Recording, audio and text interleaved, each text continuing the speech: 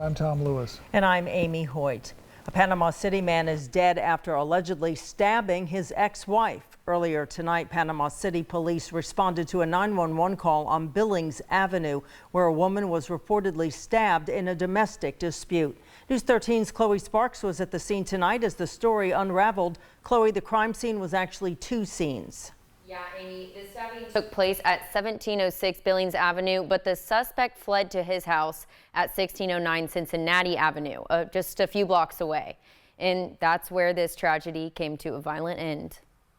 Anytime the Dagans saw a white truck at their neighbor's house, they say they went on high alert. Their neighbor had warned them about possible trouble. She had said that she had gotten a divorce and that if we saw the white truck over there, she kind of felt antsy about him coming over all the time. And I guess he lives on Cincinnati, just a couple blocks away. Around 5 o'clock on Monday, Dagan says they saw the white truck parked at 1706 Billings Avenue. We heard her screaming and I kind of peeked out the blind and I saw her coming up on the porch and she was holding her neck.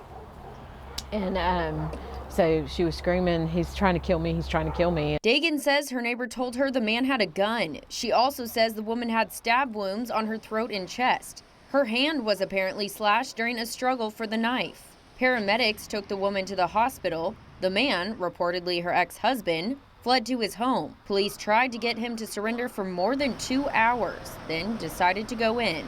We were able to breach or make an entry point into the house, and members of our SWAT team entered the residence and discovered the individual that we were in search of deceased inside the house from a self-inflicted gunshot wound. Considered a domestic violence case. Police haven't released the names of those involved. The investigation is still ongoing. Now, Chloe, where is the victim tonight? Just before 8 p.m., Chief Smith told us she was being treated at the hospital. Chloe Sparks reporting live in our studios tonight. Thank you. A South Walton firefighter is in serious condition tonight following an early morning traffic crash. It happened on Highway 20 just east of Joe Campbell Road near Freeport. Between the Highway Patrol report and the South Walton Fire District Facebook page, here's what we know. The firefighter was headed west on his way to work when he was rear-ended. He and the other driver pulled over. As he went to offer help and exchange information, a third vehicle ran into the back of both of those cars, hitting the fireman. He was taken to the hospital for surgery. The driver from the original crash took off into the woods and is now a hit-and-run suspect. The fire department is asking for everyone's prayers for their injured co-worker. State troopers are still investigating. Panama City Police are still looking for a man who robbed a local laundry business this morning. It happened around 7 a.m.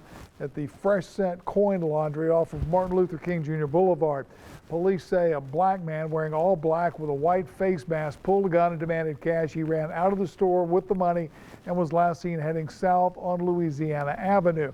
The suspect is described as being in his 30s to 40s with black hair, around 210 pounds, and walks with a limp. Although no one was hurt, police say you should consider the suspect to be armed and dangerous. A former Panama City police officer will face trial Wednesday for battery on a charge of simple battery, actually. Authorities and attorneys selected a jury today to hear the case of Eric Conley. Conley is charged for this confrontation last year that was caught on video. You can see Conley appearing to punch a man named Calvin Pittman at least 3 times in the chest while Pittman was handcuffed and lying on the ground. Another officer on scene pulled Conley away from Pittman. The officers were responding to Chapman Early Education Center on East 11th Street because Pittman was reportedly recording video of children on his cell phone. Conley was fired within a few weeks of that incident. A Honduran national is sitting in the Bay County jail accused of raping a 3-year-old child. 20-year-old Danny Lennon Laconapacio is charged with sexual battery on a person less than 12 years old. Lynn Haven police say Laconapacio was attending an outdoor party Friday at the victim's home, went inside to use the bathroom, and assaulted the child. Investigators say he entered the U.S. as an unaccompanied minor and had avoided a series of immigration hearings. He's being held without bond and will be turned over to Immigration and Customs Enforcement. 2 people are facing human trafficking charges for alleged child pornography and prostitution activity.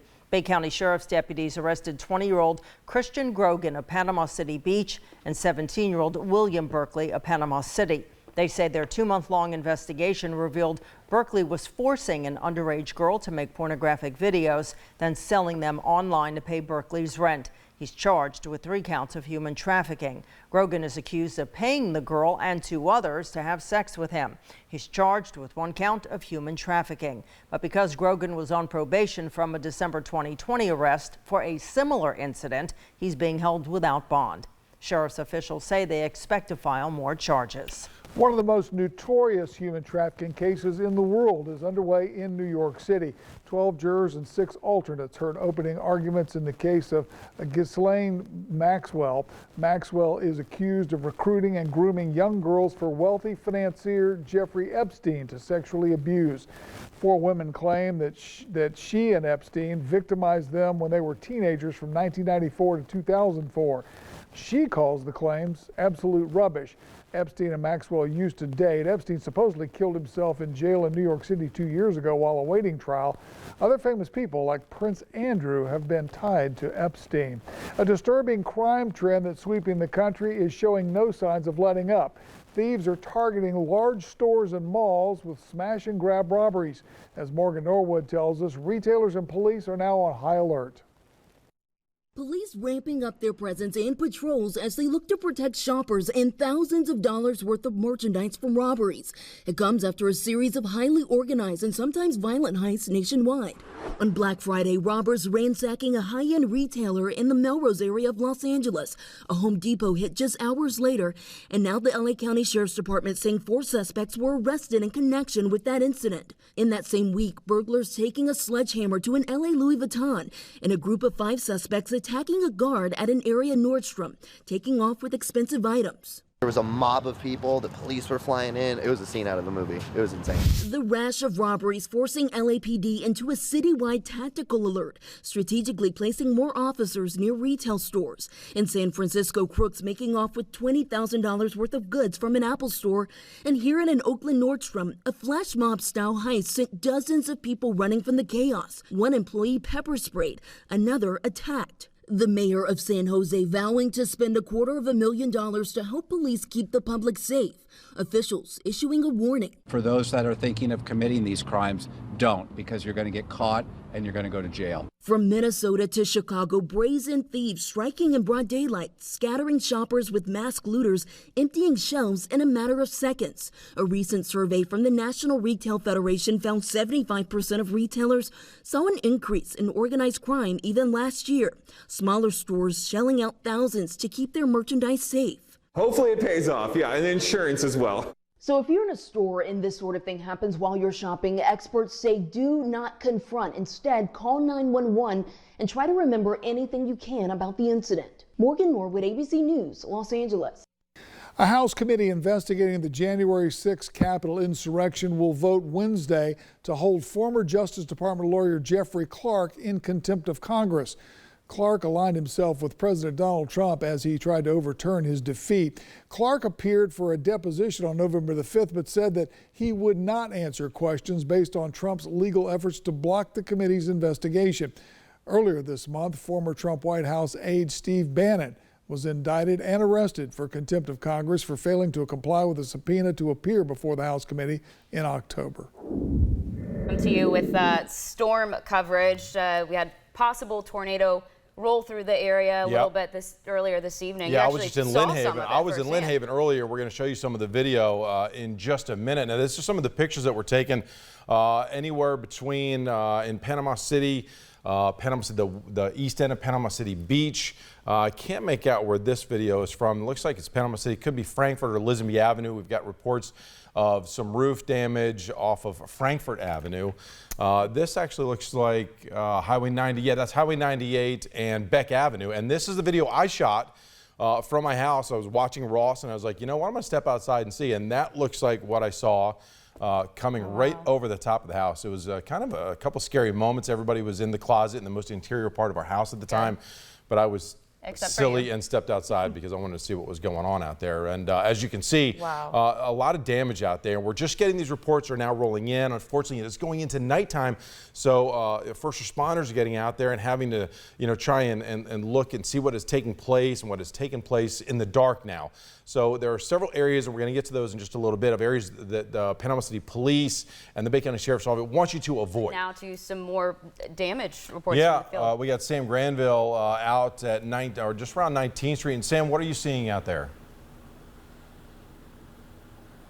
Chris, I'm seeing, a lot of damage in this neighborhood behind us. We're near 19th Street and Arthur Avenue. We came by earlier when there was still a little light in the sky, a lot of debris, especially from roofs on some of the houses. You can see behind me still some of the police and fire rescue in the area taking place, trying to figure out what's going on, making sure everybody's safe. We stopped by earlier. There was people walking around within the debris. There was pieces of roofs up on the telephone wires in the area. And as you can see behind me, still looking for, making sure that everybody is safe in the area. I had a resident come up to me and tell me that one of the houses near Arthur and 19th Street caught on fire when the storm was coming through. They showed video. We don't have that at the time, but a lot going on in the area, a lot of debris in the area. Again, like Ross was saying, not quite sure what touched down, but it sure does appear like there was a tornado in this area.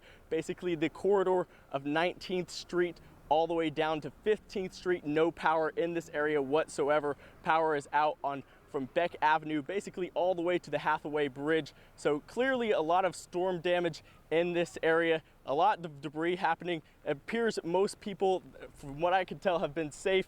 No physical, harm in the area that I know of. A lot of debris, but that's all that we have. Reporting live in the field, this is Sam Granville, News 13 Sports, Panhandle Strong. All right, thanks, Sam. We have a whole lot to tell you in a short amount of time, and the developments are changing almost every minute or so. This fire has now grown to 800 acres in the eastern part of Bay County. Emergency management officials are holding a news conference right now. We're going to Emily McLeod, who's standing by live at the side of that news conference, which is the Highland Park Baptist Church. And Emily, what can you tell us about what's going on right now? Hey Tom, they're just about to get this press conference underway here. We're going to get some more information on the fire, where it's at right now, just how big it's gotten. It's increased quite a bit. So I'm going to go ahead and get the camera set up, and we're going to wait for our officials to give us the latest information on that. Good afternoon. I'm Brad Monroe, Chief of Bay County Emergency Services, and this is our 5 p.m.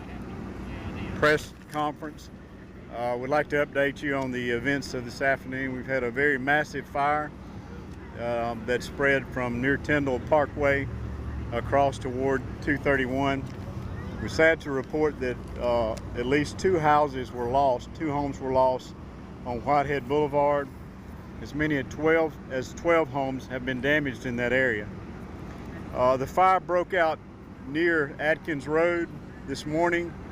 We immediately deployed units to the scene and began firefighting operations along with Division of Forestry.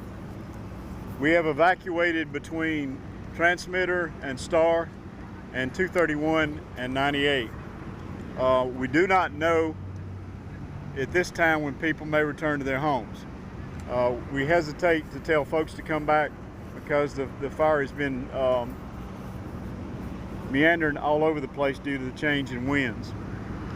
We know that people want to go back to the comfort of their home, but we believe conditions are too dangerous to do that with nightfall approaching.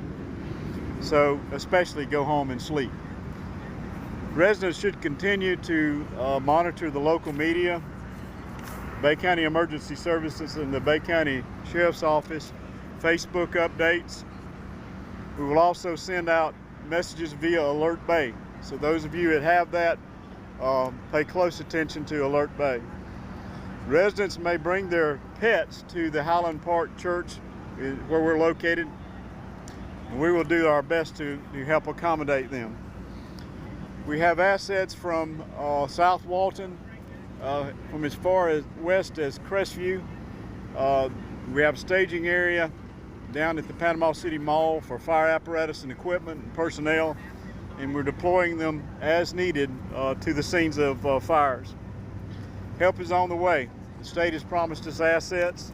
and we look forward to receiving those. I got a report from forestry earlier, and we have someone from forestry here that can give us an update on equipment. By tomorrow, we'll have a lot more assets here from forestry, and we can speak to that.